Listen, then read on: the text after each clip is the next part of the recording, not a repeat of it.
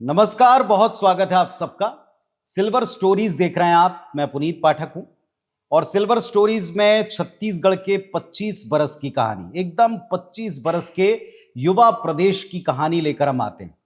और इन कहानियों के किरदार आपके जाने पहचाने, आपके अपने हैं, आपके अपनों के उपलब्धियों से भरे साल 25 कैसे रहे हैं और प्रदेश की विकास यात्रा के ये पिलर्स जिनसे हम आपको अपनी इन सिल्वर स्टोरीज में मिलवा रहे हैं, वो अब तक की यात्रा में इस प्रदेश को कैसे बढ़ते देख रहे हैं, इसकी हम चर्चा करते हैं। आज जिनको हम आपसे मिलवा रहे हैं उनका तारुफ हमसे कहीं ज्यादा छत्तीसगढ़ का कारोबार और बाजार आपको देता नजर आया है। एक ऐसी शख्सियत जिन्होंने बाजार और कारोबार की जिम्मेदारियों के साथ साथ प्रदेश की विकास यात्रा, बल्कि मैं कहूंगा उसके बनने और बनने के बाद की चुनौतियों को न सिर्फ देखा है बल्कि इसमें कंट्रीब्यूट किया है। और ये एक ऐसी शख्सियत है जो हल निकालने में बिलीव करते हैं।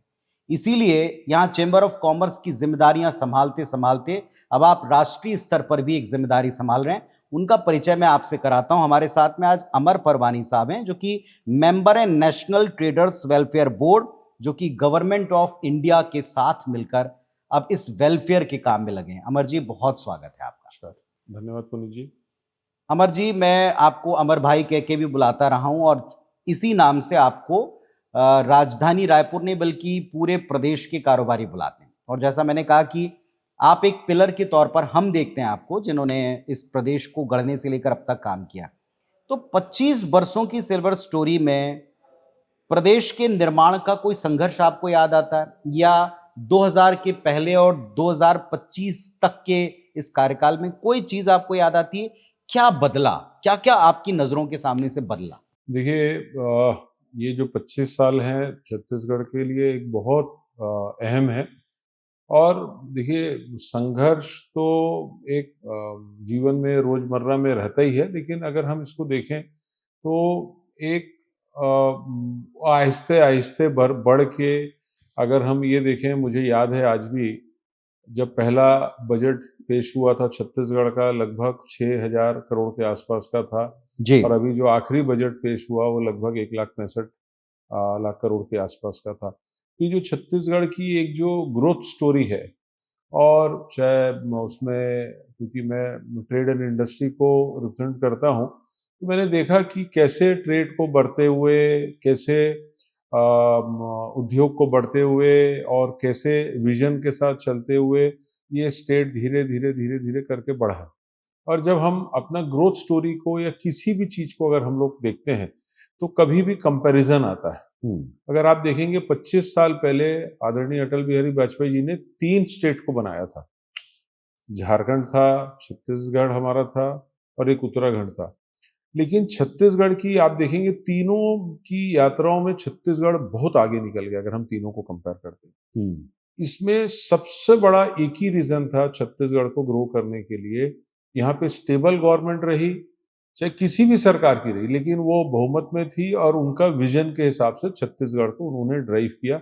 ये बहुत अच्छा एक प्लस पॉइंट रहा छत्तीसगढ़ के लिए। और जो छत्तीसगढ़ के हमारे बाशिंदे हैं, ये जो छत्तीसगढ़ की आबादी आज जो 3 करोड़ की हो गई है, ये बहुत ही शांति प्रिय और मतलब इजीली, जिसे अपन दूध में पानी मिक्स करते हैं या पानी में दूध मिक्स करते हैं, वो कैसे मिल जाता है। और वो उस प्रकार का एक वातावरण है। यहाँ लड़ाई झगड़ा नाराजगी, या मैं आपको कुछ बोल दिया, मैं तो कई बार मैंने फेस किया कि मेरी गाड़ी को अगर किसी ने किसी से लग गई, वो मतलब कोई उतर के आके झगड़ा, मैंने 99.9% मैंने देखा नहीं। इस प्रकार का छत्तीसगढ़, मैं तो पैदा यहीं हुआ, बड़ा यहीं हुआ, और मैंने जो छत्तीसगढ़ को जिस हिसाब से बढ़ते हुए देखा है, रायपुर छत्तीसगढ़ हम लोग जब ट्रेवल करते थे, आप क्योंकि ये 25 साल की बात कर रहे हैं, अगर आप अलाउ करेंगे तो पीछे भी चले जाऊंगा 2000 के पहले। हाँ, तो हाँ। उसमें अगर आप देखेंगे तो हम लोग अंबिकापुर जाते थे तो रास्ते में लगा रहता था कि आप रोड खोज के बताइए तो आपको इनाम मिलेगा, समथिंग लाइक दैट, ऐसा होता था। अच्छा। अब उससे आज देखिए आपका एयरपोर्ट की क्वालिटी, आपका रेलवे स्टेशन, आपकी कनेक्टिविटी, आपका लोकल इंफ्रा, आपका छत्तीसगढ़ का इंफ्रा, 7 डिस्ट्रिक्ट थे, आज 33 डिस्ट्रिक्ट हो गए। जब छत्तीसगढ़ विभाजन हुआ था तो 7 डिस्ट्रिक्ट थे। हम्म। एडमिनिस्ट्रेटिव रीच आपकी कितनी बढ़ गई, आप कितने अंदर तक एडमिनिस्ट्रेशन में कलेक्टर साहब बैठ रहे हैं, एसपी साहब बैठ रहे हैं। तो ये जो रीच है लोगों को, एक है कि सरकार के पास आना और एक सरकार को एडमिनिस्ट्रेटिव के माध्यम से वहां तक पहुंच जाना, ये पूरा एक बोलना चाहिए कि यू टर्न है। आप उद्योग में देखेंगे तो मुझे याद है कि छत्तीसगढ़ बनने के पहले या उस समय जब हम लोग ट्रेन से ट्रेवल करके आते थे, फ्लाइट की कनेक्टिविटी बहुत कम होती थी, तो हमको जब रायपुर से आ रहे हैं बोलते थे तो ऐसा करके दिखता था, रायपुर मतलब, तो उसको बताना पड़ता था भिलाई स्टील प्लांट जो भिलाई में है, उसके बगल में जो रायपुर, अच्छा अच्छा भिलाई स्टील प्लांट वाला, या अच्छा वो बस्तर नक्सली वाला, ये 2 पहचान से हम लोग जाने जाते थे। और आज आप विश्व पटल में आ गए। आपको चाहे टूरिज्म की बात हो, चाहे इंडस्ट्री की बात हो, चाहे ट्रेड की बात हो, लैंडलॉक स्टेट होने के बाद हमारा कोई पोर्ट की कनेक्टिविटी नहीं है, और उसके बाद जिस प्रकार से छत्तीसगढ़ ने ग्रो किया है, इसमें मैं मतलब अगर मैं क्रेडिट दूं तो हमारे जो छत्तीसगढ़ के जो 3 करोड़ वासी हैं, उन्होंने सरकार के साथ कंधे से कंधा मिला के काम किया है। अगर हम 6,000 करोड़ से 1,65,000 करोड़ की यात्रा बोल रहे हैं, ये 2047 की आज बात हो रही है, चाहे हमारे आदरणीय वित्त मंत्री ओपी चौधरी साहब बोल रहे हैं या सीएम साहब बोल रहे हैं, आदरणीय प्रधानमंत्री जी बोल रहे हैं।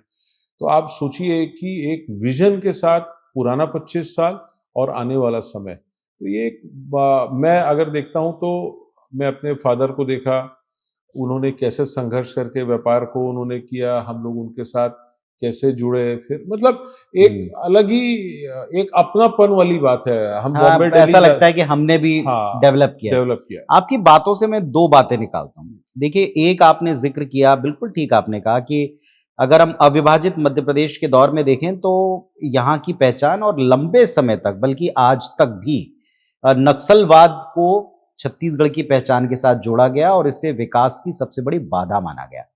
और उस क्षेत्र में जो सबसे खूबसूरत है धरती का बस्तर, उस अंचल में जहां टूरिज्म की अपार संभावना है, वहां पर एक सबसे बड़ा ऑब्स्टेकल अगर कोई रहा तो वो यही नक्सलवाद रहा।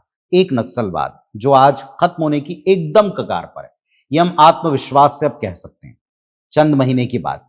और दूसरा जो आपने कहा कि पहले रोड खोजो तो इनाम पाओ जैसी स्थिति से आज प्राउडली हम कह सकते हैं कि हमारी नवा रायपुर एक ऐसी स्टैब्लिशमेंट है जिसे लोग देखने आते हैं कि जहां लोग अपने शहर के लिए कुछ कुछ समस्याओं से जूझ रहे हैं, वहां हमने पूरा का पूरा एक डेवलप प्लान प्रदेश के 25 सालों के अंदर, काफी पहले से, 1 दशक तकरीबन इसको होने जा रहा है, हमने दे दिया है, हमने डिलीवर कर दिया है। वहां काम शुरू हो गया और वहां बसाहट पे अब हम लोग काम कर रहे हैं। इन 2 चीजों को आप कैसे देखते हैं? देखिए, क्या इसने पहचान बदली? 100% आप देखिए, आप एक बस्तर की बात कर रहे हैं नक्सलवाद से कनेक्टेड, और दूसरा नए राजधानी की बात कर रहे हैं। देखिए, जो मैंने बोला स्टेबल गवर्नमेंट वाली बात किया, कभी भी सरकार एक वातावरण दे सकती है, एक माहौल दे सकती है, एक पॉलिसी में मदद कर सकती है।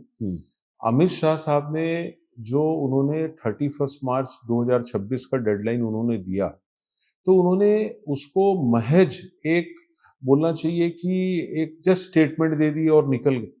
साहब, जहाँ पे अधिकारी जाने को डरते थे, जहाँ पे पॉलिटिशियन जाने को डरते थे, जहाँ पे कोई भी जाने को डरता था, वहाँ पे हर महीने 2 महीने में 1 बार आना, 2-2 3-3 दिन रात वहीं पे गुजारना। स्टे करना। अब साहब, रात वहां रुकना सपने के बाहर की बात होती थी। एक समय पहले उन्होंने जो बोलते हैं ना लीडर, वो जो लीड सामने से करता है, उन्होंने सामने से लीड करके प्रूफ किया। जिनके पास पता नहीं कितनी चुनौती है, क्या उनका लाइफस्टाइल है, कब जगते हैं, कब सोते हैं, कैसे बस्तर के लिए वो हर 2 महीने 3 महीने में टाइम निकाल के आ जाते हैं। और पूरा जो आप बोल रहे हैं चंद महीने, मेरे ख्याल से अब जनवरी हमारा मिड में आ गया, हमको मुश्किल से 2-2.5 महीने हमारा बचा है साफ के लिए। और एक आप बात कर रहे हैं, अब मैं सोचता हूँ कि छत्तीसगढ़ की जो एक पहचान होगी, वो एक अलग पहचान होगी। और आप अगर, मैं इसमें थोड़ा सा और बोलना चाहता हूँ, अगर आप देखेंगे छत्तीसगढ़ की ग्रोथ स्टोरी आप देखेंगे, तो छत्तीसगढ़ को हम लोग नॉर्थ और साउथ छत्तीसगढ़ में बांटते हैं। जो हम लोग बैठे हैं रायपुर बस्तर, ये साउथ हो गया, सामने वाला नॉर्थ हो गया। नॉर्थ होता है। तो छत्तीसगढ़ की जो विकास यात्रा, क्योंकि भिलाई स्टील प्लांट था, तो साउथ की, अगर मान लो छत्तीसगढ़ 10% से ग्रो करता था, तो साउथ छत्तीसगढ़ 20 या 25% से ग्रोथ करता था, और वो कैलिब्राइज कर देता नॉर्थ। फिर एनटीपीसी हुआ, फिर जिंदल आ गया रायगढ़ में, तो वहां की ग्रोथ स्टोरी, एसीसीएल हो गया, वहां की ग्रोथ स्टोरी फिर स्पीड अप हो गई। और अब छत्तीसगढ़ अगर 20% से ग्रो कर रहा है, तो नॉर्थ ज्यादा से ग्रो कर रहा है, साउथ कम से कर रहा है, क्योंकि हमारा बहुत बड़ा भूभाग बस्तर में आ जाता है, क्योंकि बस्तर ग्रो नहीं कर रहा है। अब जब बस्तर मेन स्ट्रीम में आ जाएगा, हमें मानते हैं कि 1 अप्रैल से मेन स्ट्रीम में आ गया, या ऑलमोस्ट अभी हम मेन स्ट्रीम में जाने के लिए, जैसे अपन एक टनल में एंटर करते हैं तो पूरा अंधेरा दिखता है, फिर अपने को जो लाइट दिखनी चालू होती शुरू है, हो जाती है। अब लाइट दिखनी शुरू हो गई। तो करेक्ट, जो बहुत लाइट, अच्छी बात किया। जो लाइट दिखनी शुरू हो गई है, आप सोचेंगे कि बस्तर, मतलब अगर मैं वो 7 डिस्ट्रिक्ट से कंपेयर करूं, तो केरल स्टेट से बड़ा जो वो भूभाग है, वो केरल डिस्ट्रिक्ट से बड़ा। अब तो बहुत सारे डिस्ट्रिक्ट बन गए। अगर पुराने जब 7 डिस्ट्रिक्ट होते थे छत्तीसगढ़ में, तब की अगर बात करूं, तो केरल से बड़ा वो भूभाग था। अब सोचिए, वो मेन स्ट्रीम में आने के बाद, और जो खनिज वहां पे उपलब्ध है, वहां टूरिज्म जो उपलब्ध है, और एक अनटैप्ड मार्केट पूरा छत्तीसगढ़ के लिए पड़ा है। आपकी ग्रोथ स्टोरी, अब टिन निकल रहा है, लिथियम निकल रहा है। और मेरी रजत बंसल साहब के पास अभी उन्होंने एक प्रोग्राम था सीआईआई का, जिसमें मैं भी आमंत्रित था।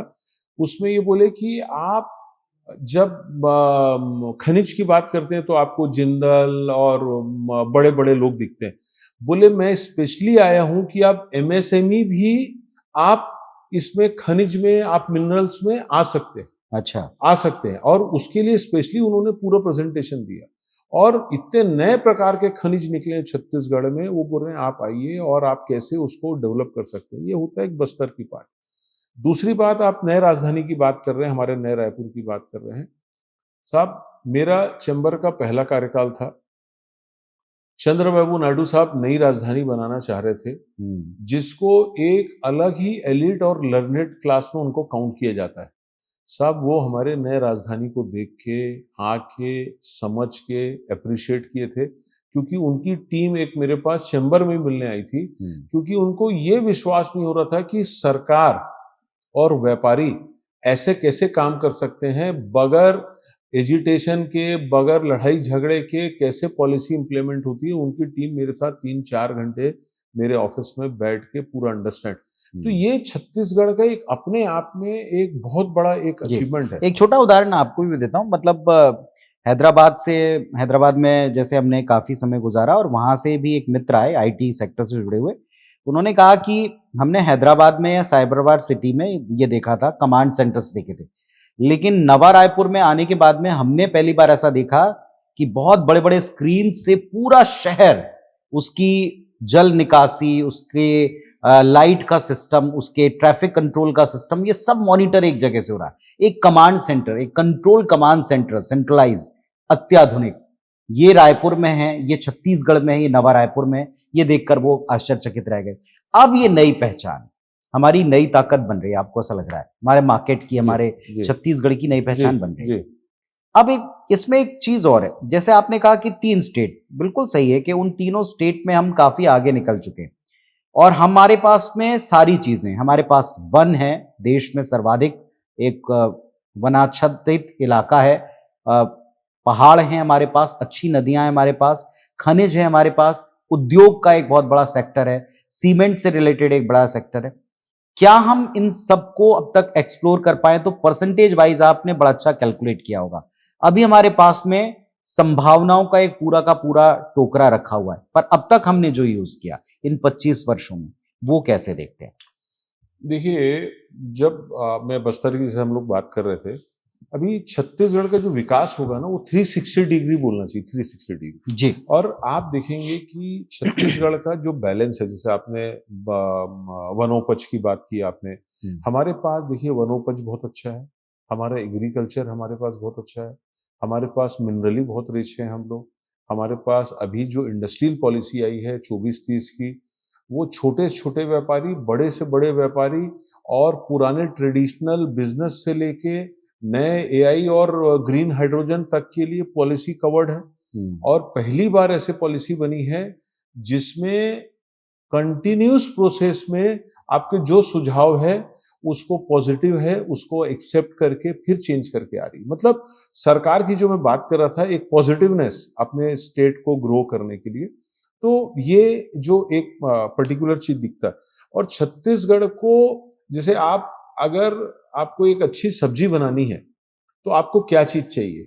सब्जी चाहिए, उसके पूरे जो मसाले होते हैं वो है, आपको अच्छा बर्तन चाहिए, गैस चाहिए, लाइटर चाहिए, सिलेंडर, ये सब चीज चाहिए। तो छत्तीसगढ़ एकमात्र वन ऑफ द स्टेट में से हिंदुस्तान में जिसमें जो आपने टूरिज्म बोले, टूरिज्म में भी आप दो पार्ट कर लो कि एक आपका जो रिलीजियस टूरिज्म है उसके लिए भी बहुत संभावना है। नेचर के दृष्टि से आप देखेंगे सिंगापुर, थाईलैंड, दुबई जाएंगे, वहां पे मानव निर्मित आपके टूरिस्ट सेंटर है। यहाँ पे ऊपर वाले ने जो आपको आशीर्वाद दिया है, और आप सोचेंगे थाईलैंड, सिंगापुर, दुबई, उनका फ्यूचर और प्रेजेंट जो पूरा वातावरण है पूरा टूरिज्म के ऊपर है। मैं काफी समय से बात उठा रहा हूं। उस दिन अभी नीलू शर्मा जी मेरे, हम लोग बैठे थे साथ में, छोटे भाई के समान है। मैं बोला कि अभी जो टूरिज्म है, मैं चिट्ठी भी दिया हूं, मोदी साहब अब टूरिज्म की बात कर रहे हैं, लेकिन मेरा इसमें एक सुझाव था उनके लिए कि जैसे हमने स्मार्ट सिटी की कल्पना की थी, ऐसे स्मार्ट टूरिज्म की बात की जाए और आपस में हिंदुस्तान में सारे स्टेट के बीच में एक प्रतिस्पर्धा टाइप का, जैसे आज इंदौर सबसे क्लीन शहर है तो उसको एक अवार्ड हो रहा है, हमारा अंबिकापुर कुछ अच्छा कर रहा है तो वो आ जाता है। तो ऐसे स्मार्ट टूरिज्म में पूरे हिंदुस्तान में ऐसा कोई राज्य नहीं है जहां पे ऊपर वाले की कृपा नहीं है। उसको अगर हम लेके जाएंगे, आप देखिए, आप कोई भी सामान बेचते हैं तो आप 5%, 10%, 15%, 20% मुनाफा कर सकते हैं। इससे अधिक आप सोच ही नहीं सकते, मैन्युफैक्चरिंग से लेकर रिटेल तक। लेकिन जब टूरिज्म की बात करते हैं तो वहां पे 80% मार्जिन है, क्योंकि पूरा सर्विस है। तो उसमें आप सीधा अगले पायदान में आप चले जाते हैं जी। तो टूरिज्म में आपका इंफ्रा में क्या चीज चाहिए? हमारे पास रोड अच्छा है, हमारे पास एयरपोर्ट अच्छा है, हमारा रेलवे अच्छा है। अभी जो हम लोग और भी अच्छे हैं, लोग तो अच्छे ही हैं, स्वागत 100%, वो तो कोई डाउट नहीं है। वो तो देखिए, फिर आप मेरे को थोड़ा सा मेरे को दूसरी तरफ ढकेलने में चले आ रहे। अब ये हमारा स्टेट एक और पहचान थी पावर कट को लेके, आज पावर सरप्लस स्टेट है जी। आज तक किसी भी इंडस्ट्री में कोई अनरेस्ट नहीं हुआ है। एक होता है ना कि साहब यहाँ तो बहुत झंझट वाला, तो ये सब चीजें हमको बहुत बड़ा बल देती है। आप 10 मिनट लाइट गोल होती तो हम लोग अपने आप पर यार क्या हो गया जी, मतलब आप समझ रहे हो इतना हम लोग। तो मैं वापस वहां टूरिज्म में जाता हूँ साहब। तो छत्तीसगढ़ में बहुत बहुत मैं अभी हम लोग बजट का समय आ रहा है, ओपी चौधरी साहब से मिलेंगे हम लोग, तो उनको बोलेंगे स्पेशली टूरिज्म के लिए हमको फोकस होना चाहिए। जब 2047 की बात कर रहे हैं तो टूरिज्म में हमारा फोकस जाना चाहिए। एक चीज और, जैसा आपने टूरिज्म के लिए सारे इंग्रेडिएंट्स जो छत्तीसगढ़ में मौजूद हैं, उसमें एक बात और भी जुड़ेंगे। आजकल आप देखिएगा इवेंट टूरिज्म भी बहुत होती है। कल्चरल और हमारा नेचर, इनके बीच में अगर आपकी संस्कृति से जुड़े हुए कुछ आयोजन, जैसे बस्तर का दशहरा है, जैसे हम देखते हैं पुरी की यात्रा को देखने के लिए दुनिया भर से लोग आते हैं और आश्चर्य करते हैं। कुंभ को देख करके उसे हेरिटेज का दर्जा देने की हम बात करते हैं। हमारे यहाँ ऐसे अनेक आयोजन है। पिछले दिनों की बात है, साल के अंतिम दिन, अंग्रेजी साल के अंतिम दिन 31 के दिन हम जब अगर मनेन्द्रगढ़ जाते हैं तो वहां और उसके आसपास के जिलों में बहरूपिया सम्मेलन होता है, जो बिल्कुल लोकल स्तर पर होता है। और वो एक ऐसे कार्निवल की शक्ल ऑलरेडी लिए हुए और ले सकता है अगर थोड़ा ऑर्गेनाइज किया जाए, जिससे हम वहां पे रेवेन्यू भी जनरेट कर सकते हैं, उसे हम वहां के इवेंट टूरिज्म से जोड़ सकते हैं। तो संभवतः इसमें भी हमारे पास में बहुत से विकल्प होंगे जिन पर ध्यान दिया जाना चाहिए। 100%। मैं इसमें 3 चीज और ऐड करता हूँ टूरिज्म के ऊपर। देखिए, एजुकेशन, बच्चे यहाँ आ रहे हैं पढ़ने के लिए, तो अल्टीमेटली उनके माँ बाप मिलने आ रहे हैं, आप समझ रहे। मेडिकल, आप देखिए रायपुर, छत्तीसगढ़, आसपास के राज्यों के लिए बहुत इंपॉर्टेंट राज्य हो गया, उसके लिए लोग आ रहे हैं यहाँ पे। तो एजुकेशन में आप डेवलप कर रहे हैं, आप मेडिकल में डेवलप कर रहे हैं। तो ये जो चीजें डेवलप हो रही है, एक वातावरण, आप इसी को आप देखेंगे कि इंडस्ट्रियल पॉलिसी में हॉस्पिटल को भी लिया गया। हॉस्पिटलिटी को लिया गया है। तो ये सब चीजों को एक समावेशी विकास की जो बात कर रहे हैं, और मतलब एक मतलब बोलना चाहिए छत्तीसगढ़ में, मैं बोल रहा हूँ कि मतलब जैसे वो बोल्ट होते थे ना, जो ऐसा कोई रन नहीं होता था 100 मीटर 200 मीटर 500 मीटर, हर रन में वो अपना गोल्ड मेडल लेके आते थे, वैसी छत्तीसगढ़ की स्थिति है। आप किसी में भी 19-20 नहीं है, आपका विजन क्लियर हो, आपका इम्प्लीमेंटेशन क्लियर हो, और उसको स्टेप बाय स्टेप कैसे लेके जाना, तो मैं नहीं समझता छत्तीसगढ़ में कोई भी अड़चन है आगे की ग्रोथ स्टोरी को लेकर। अगर हम अभी इस 25 बरस के एकदम युवा, मैं फिर कहूंगा कि अब जन्म से अगर आप देखें तो 25 ईयर से आपसे अपेक्षाएं शुरू हो जाती हैं, क्योंकि आप एकदम युवा और ऊर्जावान हो जाते हैं। अब हमसे भी देश की, प्रदेश की और प्रदेश के यूथ की, जेन जी की, उनके बाद की जनरेशन की अपेक्षाएं शुरू हो गई हैं। उन्हें हर बड़ा ब्रांड यहाँ चाहिए, उन्हें कारोबार का हर तरीके का अनुभव यहाँ चाहिए। हर बड़े ब्रांड्स के साथ साथ उन्हें वो सारी फैसिलिटीज जो कभी मेट्रोज में या जो कभी बड़े विकसित राज्यों में सो कॉल्ड वहां थी, वो उनको यहाँ चाहिए। हम उन तक पहुंचने के लिए यात्रा शुरू कर चुके हैं, ये भी आपके सामने हुआ है। बाजार को आपने कैसे बदलते देखा है, कारोबार के तरीके को आपने कैसे बदलते देखा है, उसको आपने आधुनिकता से कैसे जोड़ते हुए देखा, आप उससे रियल, एकदम रियल अनुभव करता है। देखिए, मैं कारोबार का तरीके में अगर हम जाते हैं, तो जब मैंने 85 में मेरा व्यापार को ज्वाइन किया था, हमारा रिटेल ऑटो मोबाइल्स का स्पेयर पार्ट्स का बिजनेस था जी, तो हम लोग लाल किताब में अकाउंट्स लिखते थे। वहां से मैंने देखा अकाउंटिंग को। फिर मेरे ख्याल से 87, 88, 89 में कंप्यूटर युग में हम लोग प्रवेश किए, और वहां से फिर कंप्यूटर की अकाउंटिंग चालू हुई। लेकिन विश्वास नहीं होने के कारण कंप्यूटर में अलग अकाउंट रखते थे, लाल किताब में अलग लिखते थे। धीरे धीरे लाल किताब हट गया। आज के तारीख में आपका, उस समय बैंक में हम लोग चेक दे के साइन करते थे, फिर आरटीजीएस चालू हुआ, अभी पूरा ऑनलाइन अकाउंट आपके। आज मैं खुद 43 लोकेशन से काम करता हूँ, सारे ब्रांचेस ऑनलाइन है, ऑनलाइन देख रहे हैं, ऑनलाइन अप्रूवल कर रहे हैं। तो ये जो सोच है कैसे आपको ड्राइव करने का, उड़ीसा के एक छोटे से जगह से कोई निकल के ओयो बना सकता है। अभी जो ज्योग्राफिकल, जो बोलना चाहिए जीएसटी आने के बाद ज्योग्राफिकल, खाली एक मैं सोचता हूं कि एक पॉलिटिकल स्टेट है, लेकिन जब बिजनेस की आप बात करते हैं तो कोई भी आपका ज्योग्राफी नहीं है उसके लिए। और दूसरा, आप बॉम्बे दिल्ली की बात कर रहे हैं, मैं तो सोचता हूँ साहब, जो दुबई में या सिंगापुर में लोग पहले परचेस करके आते थे, वैसे ब्रांड्स रायपुर में आ गए। तो मतलब आप चाहे मैग्नेटो में जाइए, चाहे अभी जोरा मॉल नया आ गया उसमें आ जाइए, अभी अविनाश वन जो टॉलेस्ट बिल्डिंग ऑफ छत्तीसगढ़ बन रही है, उसमें जो ब्रांड्स वो कलेक्टिव वगैरह जो लोग रखते हैं, और मतलब आप सोच नहीं सकते, जैसे मेरे समान आदमी, मैं वहां पे रेट देख के उतर के आ जाता हूँ, मैं ईमानदारी से बोल रहा हूँ, लेकिन बच्चों का चॉइस है, बच्चे लेते हैं। तो वो उस जनरेशन में हम लोग आ गए। अब चीजें लग्जरी नहीं हुई। मैं अगर पीछे जाऊं तो एक कूलर घर में होता था और उसका डायरेक्शन ऐसे रखते थे कि पूरा घर ठंडा कवर हो जाए, पूरा घर कवर होगा। मैंने वो भी समय देखा है। और आज ऐसा रूम कोई नहीं है जहां एसी ना हो, एसी ना हो, बल्कि और जहां पे आप शायद महीने में एक बार जाते हो तो उसमें एसी लगा हुआ। आप मोहल्ले में एक टीवी होती थी साहब, और वहां से हर रूम में एक टीवी आ गई। तो चीजें जो डेवलपमेंट हो रहा है, हम किसी भी मुल्क से अगर कंपेयर करते हैं तो छत्तीसगढ़ को हम कंपेयर कर सकते हैं। मैं ऐसा नहीं बोलता कि बॉम्बे से कंपेयर करना चाहिए, हम लोग एट पार है कहीं से भी।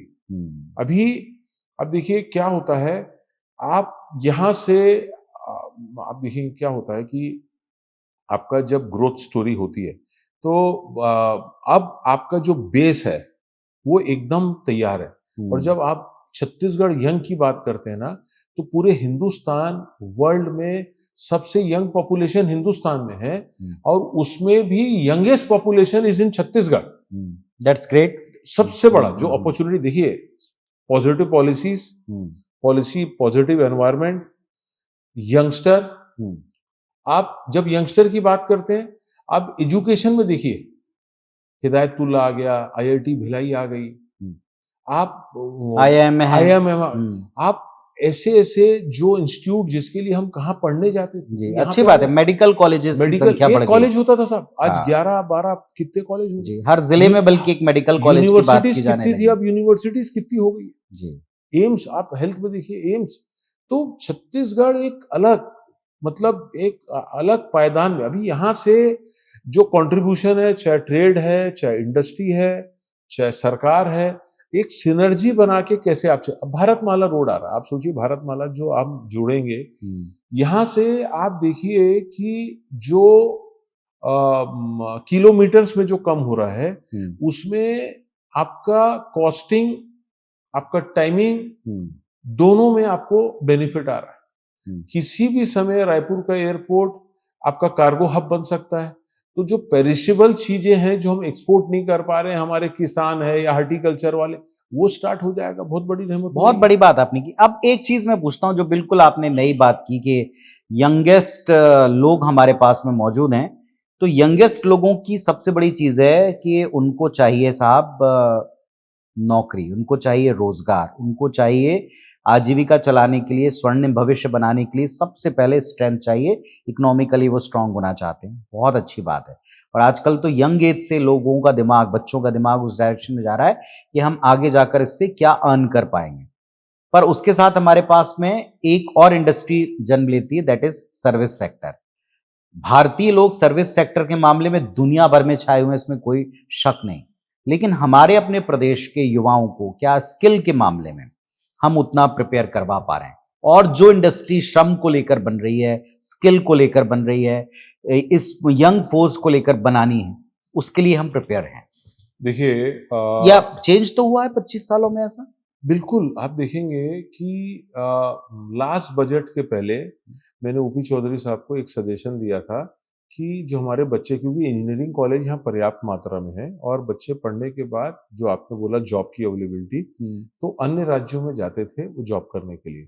तो मैंने उनको रिक्वेस्ट किया था कि हमको आईटी में जब तक हम प्लग इन का उनको नहीं देंगे तब तक बड़े कॉर्पोरेट्स नहीं आएंगे। सब लास्ट बजट में उन्होंने पास किया और अभी इंडस्ट्रियल पॉलिसी में वो समावेशी हो गई है। तो जो बड़े आईटी वाले आ रहे हैं वो उसी बेसिस पे आ रहे हैं कि उनको प्लग इन मिल रहा है, नंबर 1। नंबर 2, जो उद्योग नीति बनी है वो इन्वेस्टमेंट को सेकेंडरी रखा गया है, वो जॉब को प्राइमरी रखा गया है। अगर आप जितने ज्यादा जॉब क्रिएट कर रहे हैं उतना ज्यादा आप सरकार से नेगोशिएट करके आपको क्या आपको रिक्वायरमेंट है वो ले सकते हैं, नंबर 2। नंबर 3, इसमें जैसे औद्योगिकरण होगा और जो नई इंडस्ट्री जो आ रही है उसमें अब देखिए, जैसे अधिक मैन पावर के लिए हमारा जैसे अभी टेक्सटाइल में बहुत बड़ा जहाँ पे मैन पावर यूज होता है, तो ऐसे इंडस्ट्रीज को भी बहुत महत्व दिया गया है कि जिसमें ज्यादा से ज्यादा रोजगार आ सके। प्लस जो हम लोगों ने का सुझाव था और भी जो संस्थाओं का सुझाव था उसको सरकार ने और जो इंडस्ट्री विभाग के जो मतलब बोलना चाहिए कि जो सेक्रेटरी साहब थे उस समय, अंकित आनंद साहब थे, अभी रजत कुमार साहब हैं, इन लोगों ने बहुत कितनी मीटिंगें लिए और उसको लिए। साहब आप देखिए कि उसको अगर आप नए टीम को लेके आते हैं जिसमें उसको ट्रेनिंग की जरूरत है, तो उसको ट्रेनिंग के लिए कुछ सैलरी का पैसा 1 साल 1.5 साल तक का सरकार वहन कर रही है कि आप उसको रोजगार में ले लो। मतलब इस तरफ भी ध्यान है। Yes yes yes. और उसके रिजल्ट्स आने में कितना टाइम लगेगा आपके देखिए मुताबिक? क्या है, या आ गए हैं, आने लगे हैं? देखिए एक एमओयू साइन होता है, एक एमओयू साइन होने के साथ इंडस्ट्री लग रही है, इंडस्ट्री लगना चालू हो गई, सबसे इंपॉर्टेंट बात है। और धीरे धीरे धीरे धीरे हम पॉजिटिव स्टेप तरफ बढ़ते चले जा रहे हैं। मुझे कहीं पे भी छत्तीसगढ़ में आप जाएंगे तो कहीं पे भी आप टिल्डा जाइए, भाटापारा जाइए, बिलासपुर जाइए, रायगढ़ में, रायपुर की बात नहीं कर रहा हूँ, आप जहाँ जाइए वहाँ औद्योगिकरण हो रहा है। और उस तरफ देखिए अभी नया इंडस्ट्री, सोलर इंडस्ट्री, सोलर में आप देखिए क्या अभी लोगों को फुर्सत नहीं है सोलर के लिए, और सोलर में कैसे उसमें मतलब आप एक समावेशी, जैसे मैं बोला ना, आप ट्रेडिशनल बिजनेस से लेके न्यू एज बिजनेस तक आप आ रहे हैं। आप आ रहे। बहुत अच्छी बात आपने की। मैं अब आपसे थोड़े से चैलेंजेस के बारे में, क्योंकि हम कंक्लूड करने की तरफ बढ़ रहे हैं जी। 25 बरस के स्टेट के आज के पड़ाव पर आज आपको चैलेंजेस क्या लगते हैं? क्योंकि अब हमारी जिम्मेदारी है अगली जनरेशन को बहुत सारी चीजें सौंपने की, उनको आगे करने की, तो उनके सामने चैलेंजेस आप क्या देखते हैं? अब 25 बरस के आगे की यात्रा में चैलेंजेस आप क्या देखते हैं और उनके लिए क्या हमने काम शुरू किया है? देखिए, इसमें जैसे मैंने अभी थोड़ी देर पहले बोला, एक सिनर्जी की बात है। ट्रेड इंडस्ट्री और सरकार मिलके एक सिनर्जी करके कैसे हम बढ़ सकते हैं। सरकार की क्या दिक्कत है, हमको ओन करना चाहिए। हमारी क्या दिक्कत है, सरकार को उसको ओन करना चाहिए। सबसे एक ये होना बहुत चाहिए। ठीक बात है। हम बन के जब तक हम काम नहीं करेंगे, जब तक हर चीज हमको फ्री में चाहिए सोचेंगे, और हर चीज सरकार बोलेगी कि व्यापार नेगेटिव पॉजिटिव होता, उस दृष्टि से देखेंगे, एक टीम वर्क करके जाएंगे, तो छत्तीसगढ़ को कोई रोक नहीं सकता है। और इसमें जो सरकार का विजन है, यहाँ पे जो सबसे बड़ा मुझे चैलेंज दिखता है, that is the implementation part. सरकार भी चाहती है, सीनियर जो ब्यूरोक्रेट्स हैं वो भी चाहते हैं, इंडस्ट्री भी चाहती। जब तक वो डाउन द लाइन नीचे इम्प्लीमेंटेशन के लिए जो मैं सोचता हूँ, और अगर मैं आपके यहाँ का उदाहरण देता हूँ, जैसे मैंने आया तो उसके पास नोटेड था अमर परवानी आने वाला है, तो वो मेरे को एक जगह तक लेके आया, वहां से कोई लेके आया, फिर मुझे ऊपर। तो आखिरी आदमी जो एडमिनिस्ट्रेशन का बैठा हुआ है, वो सरकार के विजन को वहां पे कैसे उद्योग और व्यापार के साथ कंधे से कंधा मिला के काम करता है, या जो हमारे आम सिटीजन है, बहुत सारी चीजें हो रही है, आम सिटीजन के लिए हो रही है, व्यापार के लिए हो रही है, उद्योग के लिए हो रही है। जब तक वो लास्ट माइल में बैठा हुआ आदमी उसको लेके ड्राइव नहीं करता है, क्योंकि क्या होता है, पुराना बैगेज भी है। अरे यार, सरकार तो बोल देती, वो तो होता नहीं है, वो तो ऊपर ऊपर बात करते, नीचे नहीं होता है। एक्चुअल वो जब नीचे छोटे छोटे जो माइक्रो लेवल के, मैं 1,000 करोड़ रुपए लगा रहा हूँ, मैं 500 करोड़ लगा रहा हूँ, मैं आपका 1,000 लोग को रोजगार दे रहा हूँ, तो मेरे लिए तो सारे दरवाजे खुले।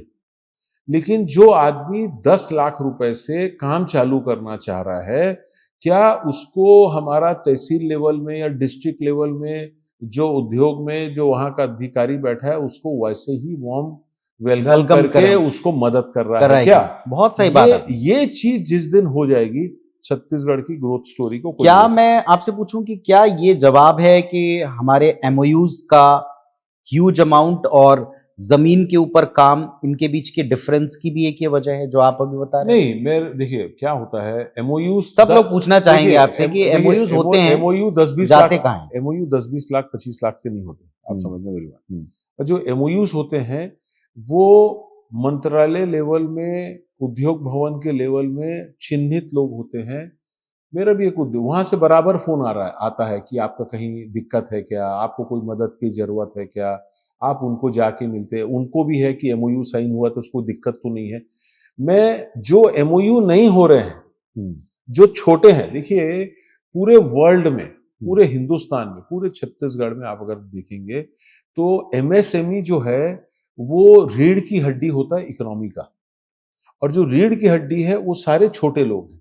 तो जब छोटे लोग हैं, उनको जब एक्चुअल मदद मिलेगी, तब बड़ा उद्योग और बड़ा हर चीज चलेगा।